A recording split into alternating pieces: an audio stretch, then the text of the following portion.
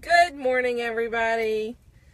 So, I just went grocery shopping, and I'm going to fix this hair real quick, okay? So, little Lennon and I, Lennon, say hi. Hi. He's eating some chicken. He's happy. So, my husband and my kids went on a little journey yesterday. We had a little family reunion. I was working, so I did not go. But they took my van. And when I got in my van this morning, hey, Caitlin, there were all kinds of snacks in my car. I'm talking Cheetos. Let's flip this around. That's what's on the car. I think there's some like Starburst, some snack cakes of some kind. We got some cream cheese pound cake back. Chicken nuggets. And some chicken nuggets, but we bought those today. And so I got in my car and I was like, oh my gosh, junk food heaven in here.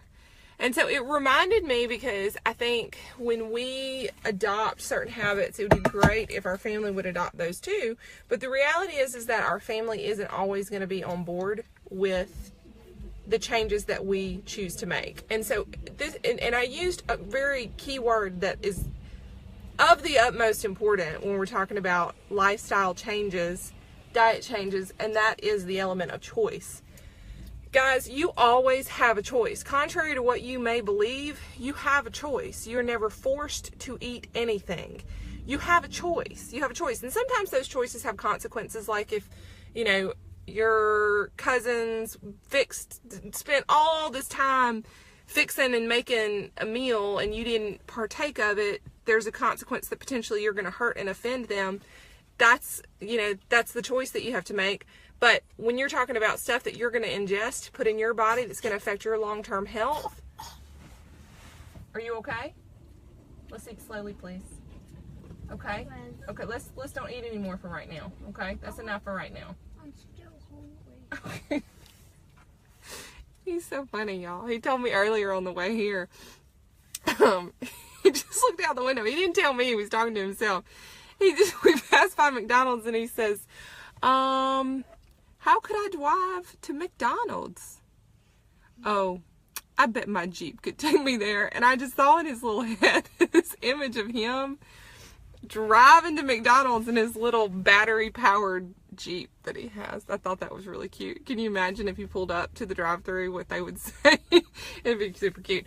But anyway, I digress. But, you know, you have a choice in everything, and you don't have to choose to eat the foods that other people have. Just because you are, preparing meals, your family has a choice of whether they want to eat those. And although it would be fantastic if I could actually cook a meal that everybody in my family is going to eat, the reality of that is slim to none.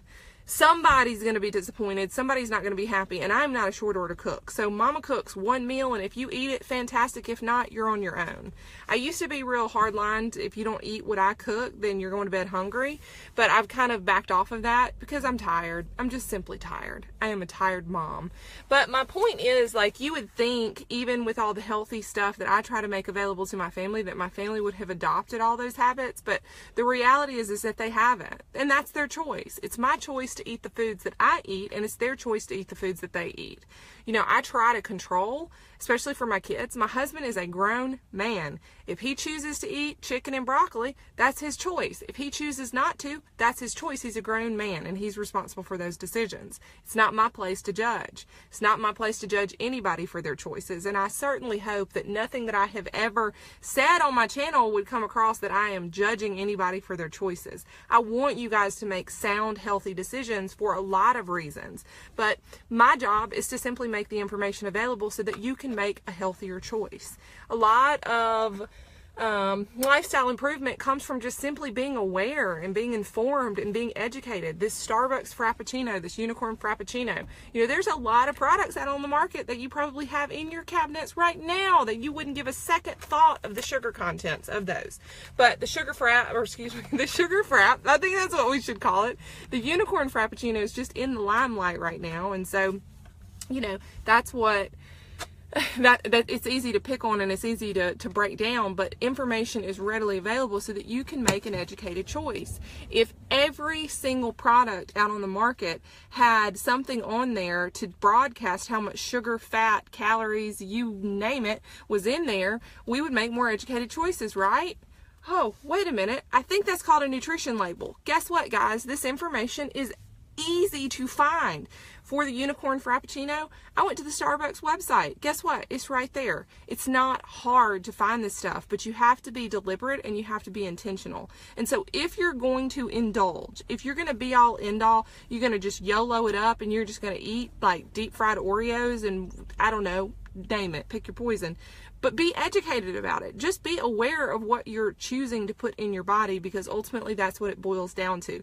Nobody should be made to feel guilty for their choices. And so if you want to drink a unicorn frappuccino, please be my guest, but be educated about it. At least be aware of the stuff that you're putting in your body.